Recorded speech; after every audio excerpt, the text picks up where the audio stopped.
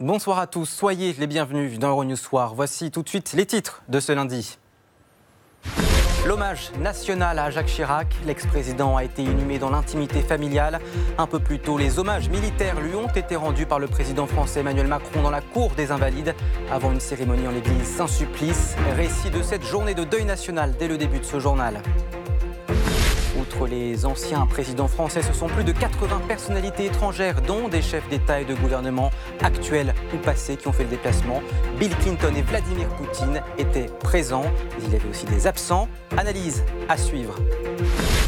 Une victoire et des questions en Autriche. Le conservateur Sebastian Kurz est arrivé en tête des législatives hier. L'extrême droite a subi un revers. Quelle coalition pour former un gouvernement? Nous passerons en revue sur ce plateau les différentes options. Et puis vous avez connu la crise entre la Grèce et l'Union européenne à la une des journaux. La voici désormais à l'écran, au cinéma. À la fin de ce journal, rencontre avec le réalisateur. Le temps s'est figé lorsque le président français Emmanuel Macron a observé une minute de silence solennel devant la dépouille de Jacques Chirac ce matin. Le cercueil a quitté les Invalides en convoi funéraire. Une cérémonie officielle s'est ensuite déroulée sans Bernadette Chirac, l'épouse de l'ancien président, trop affaiblie, mais en présence du chef de l'État Emmanuel Macron et d'au moins 80 personnalités étrangères, des chefs ou anciens chefs d'État et de gouvernement. Récit de cette journée signé Maxime Bios-Duplan.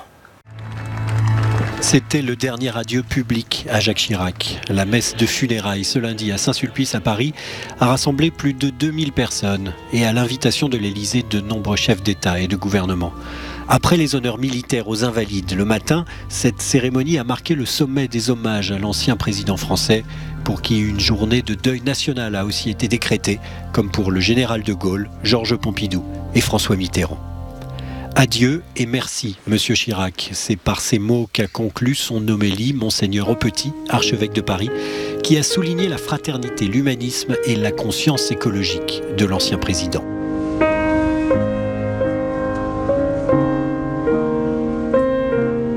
Jacques Chirac devait être ensuite inhumé au cimetière du Montparnasse auprès de sa fille Laurence, décédée en 2016.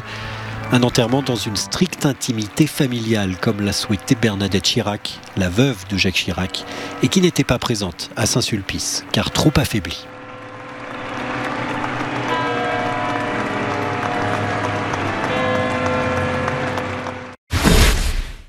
Et vous l'avez vu, parmi les 80 leaders mondiaux, chefs ou anciens chefs d'État et de gouvernement, l'ex-président Bill Clinton ou encore le président russe Vladimir Poutine.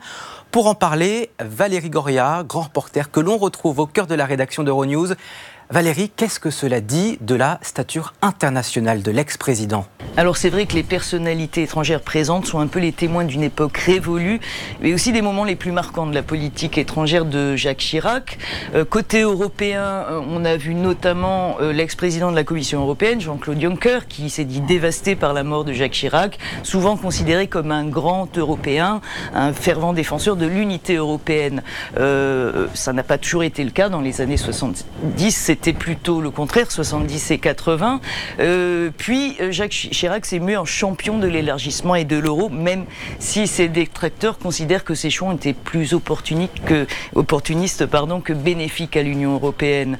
Et en dehors de l'Union européenne, la présence la plus remarquée a sans doute été celle de Vladimir Poutine, qui a toujours fait état de son admiration pour Jacques Chirac. Lors d'une interview au Financial Times l'été dernier, il l'a même comparé, on lui a demandé quels étaient les leaders qu'il admirait le plus. Il a évoqué le tsar Pierre le Grand, empereur de toutes les Russies, et Jacques Chirac. Il le considère comme un intellectuel, un fin politique qui a su défendre son pays et surtout qui a fait preuve, selon lui, d'une vision juste en refusant de s'engager dans la guerre en Irak et en prévoyant les conséquences de cette guerre lorsqu'il s'y est opposé aux côtés de la Russie et de l'Allemagne. Et c'est d'ailleurs ce qui lui a valu une grande popularité dans le monde arabe. On a vu la présence aujourd'hui de Saad Hariri, le Premier ministre libanais, dont le père était un proche de Jacques Chirac et a été assassiné en 2005. Les positions de Jacques Chirac au Moyen-Orient, notamment en faveur des Palestiniens, ont beaucoup marqué le monde arabe, on se souvient de son coup de gueule dans la vieille ville de Jérusalem quand il avait repoussé des soldats israéliens qui tentaient de refouler des Palestiniens. Alors côté africain, peu de représentants, mais on a pu noter la présence de Denis Sassou Nguesso, président du Congo-Brazzaville depuis 1997. Et là, c'est un représentant en quelque sorte de l'époque de la France-Afrique. Et Jacques Chirac est connu pour avoir soutenu un certain nombre de dirigeants africains jugés peu recommandable. Mais c'est aussi l'homme qui a déclaré qu'une grande partie de l'argent qui est dans notre porte-monnaie vient du pillage de l'Afrique, à laquelle il fallait rendre justice et rendre ce qu'on avait pris. Alors, des présents et des absents tout de même, hein, Valérie. En effet, bon, les chefs d'État de grande puissance, en général, n'étaient pas au rendez-vous. Premier grand absent, Donald Trump, et aucun représentant de son administration, même si l'ambassadrice américaine à Paris était là. Donald Trump n'a pas non plus rendu d'hommage officiel à distance au président français, et d'aucuns prétendent que c'est en raison des positions de Jacques Chirac en Irak en 2003. Pas de représentant du gouvernement israélien, Netanyahou n'était pas présent. Après, côté européen, grand absent, le gouvernement britannique, mais ça, on peut s'imaginer que Boris Johnson a d'autres préoccupations. Lui avait rendu un hommage appuyé à Jacques Chirac. On a remarqué également l'absence de Gerhard Schröder, l'ex-chancelier allemand, mais qui, lui, ne serait pas venu car il pensait n'avoir pas été invité, mais ça n'a pas une réelle portée politique. Jacques Chirac, reconnu pour son opposition à l'extrême droite dans l'entre-deux-tours de la présidentielle en 2002. L'extrême droite qui a dégringolé hier soir en Autriche dans le scrutin législatif. L'ex-chancelier conservateur Sebastian Kurz est arrivé en tête, suivi par les sociodémocrates. Le FPO, qui a été empêtré dans un scandale de corruption, arrive troisième et perd 10 points. C'est une victoire pour Sebastian Kurz, mais il lui faut trouver un ou deux partenaires de coalition. Alors pour en parler, Anya Bantz du service allemand d'Euronews. Bonsoir Anya. Alors quelles sont les options qui s'offrent à Sebastian Kurz ? Sur le papier, il y a 4 options.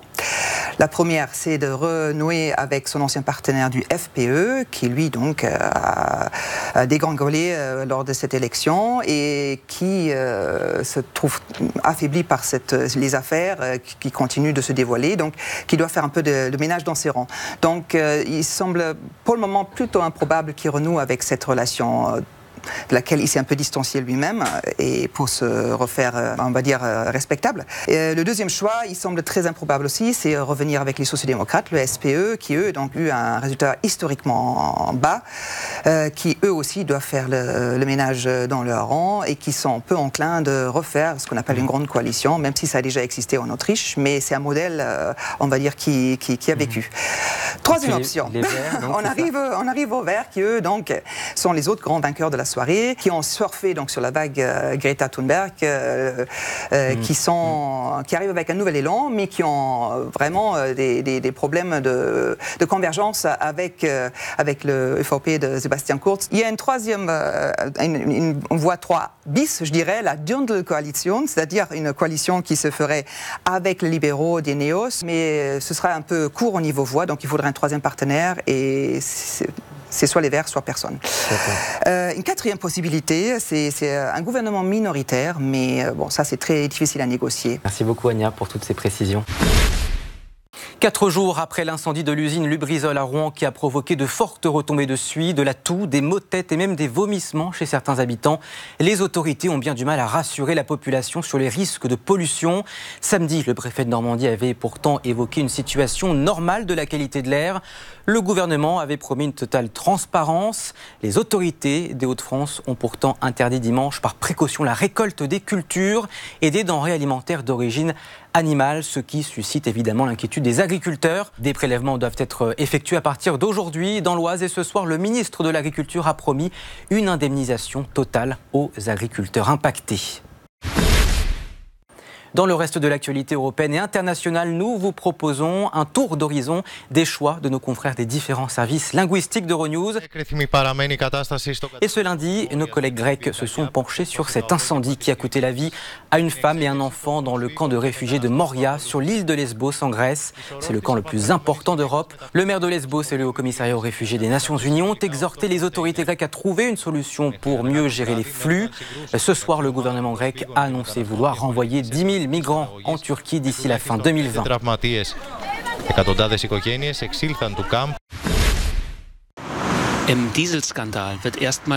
L'équipe allemande d'Euronews relate de son côté ce premier grand procès de consommateurs en Allemagne contre Volkswagen qui a débuté aujourd'hui, 4 ans après l'éclatement du Dieselgate. Plus de 450 000 clients demandent réparation pour leur voiture diesel truquée. En 2014, le groupe automobile allemand avait avoué l'installation délibérée sur 11 millions de véhicules d'un logiciel qui faisait paraître la voiture moins polluante qu'elle ne l'était. Et puis les journalistes hongrois d'Euronews ont exploré aujourd'hui les entrailles de la Terre. Il s'agit d'une formation lancée par l'Agence spatiale européenne qui se déroule dans des grottes en Slovénie. Objectif pour ces 6 astronautes, travailler en équipe dans des conditions hostiles en vue de collecter et d'analyser des données scientifiques. C'est cette semaine que se joue le sort des candidats au poste de commissaire de l'Union européenne qui formeront l'équipe de la future présidente Ursula von der Leyen. Mais avant d'être auditionnés par les eurodéputés, il leur faut déjà passer entre les mailles du filet de la commission parlementaire. Le Hongrois László Trócsány et la Roumaine Rovana Plumb ont déjà été retoqués pour conflit d'intérêts présumés. La Hongrie a d'ores et déjà présenté un nouveau candidat, l'ambassadeur hongrois à Bruxelles, Olivier Varhelyi. La candidate de la France, Sylvie Goulard, doit être auditionnée quant à elle mercredi. C'est une tragédie grecque des temps modernes qui a marqué l'Europe justement et elle est portée sur les écrans au cinéma. Dans Adults in the Room, qui sortira dans les salles début novembre en France, le réalisateur franco-grec Costa Gavras livre son regard sur le bras de fer entre la Grèce et l'Union européenne lors de la crise de 2015. Et dans cette exploration des coulisses, un novice, le ministre des Finances de l'époque, Yanis Varoufakis, interprété par Christos Loulis. Stéphane Amalian nous en donne un avant-goût. Le cinéaste Costa Gavras s'intéresse à la crise grecque de 2015 dans son nouveau long-métrage. Au cœur de l'intrigue, le gouvernement de gauche d'Alexis Tsipras face aux créanciers du pays. Le film met à l'honneur Yanis Varoufakis, l'ancien ministre des Finances, durant une période sombre où l'idée d'un Grexit avait fait son chemin. Je pense que les réactions à propos d'un film sont quelque chose de normal. Ce film correspond à une période difficile vécue par les Grecs. Ils connaissent très bien ces événements. Chaque citoyen grec a son propre point de vue. Il perçoit ce qu'il s'est passé à sa manière. Là, quelqu'un lui montre cette période sous un angle différent. C'est ma perception. Vous pouvez alors avoir vos convictions. Regardez-le et vous pourrez alors décider. Après la première du film à la Mostra de Venise, les réactions ont été très intenses, en particulier de la part d'internautes grecs, alors même que le long-métrage n'était pas sorti à Athènes. La plupart des commentaires très orientés politiquement ont été supprimés. Je crois que nous devons parler de tout cela et faire face aux événements quand ils sont encore frais, très récents. Le temps, bien sûr, aide les émotions fortes à se calmer et nous aide à trouver la distance nécessaire. L'art nous aide également à nous éloigner des événements récents. Adults in the Room sera à voir dans les cinémas grecs à partir du 3 octobre, en Espagne le 18 octobre et en France dès le 6 novembre. Le peuple grec a des obligations. This will lead to closure of your banks and to an exit from the Eurozone. C'est la fin de cette édition. Merci d'avoir été avec nous. L'information continue tout de suite sur Euronews et euronews.com dans toutes les langues. Je vous donne rendez-vous demain soir ici même pour Euronews Soir. Passez une excellente soirée sur notre chaîne.